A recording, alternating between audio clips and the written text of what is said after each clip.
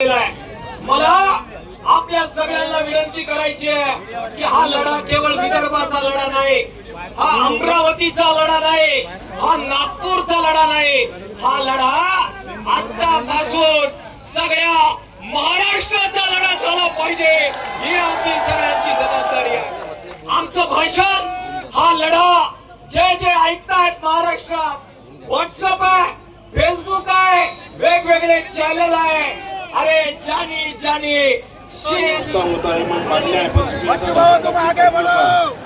आणि सर्व शेतकरी नेत्यांची माफी मागून सर्वांनी कृपया थोडक्यात आपलं मनोगत व्यक्त करावं, जेणेकरून आता हे एवढ्या दुरून आलेले लोक आपल्याला सर्वांना ऐकू शकली पाहिजे.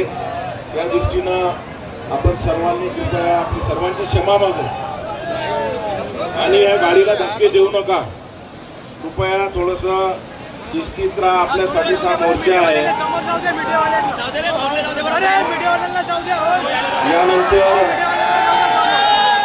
या महायुद्धार मोर्चाचे नेतृत्व करणारे माननीय माजी मंत्री,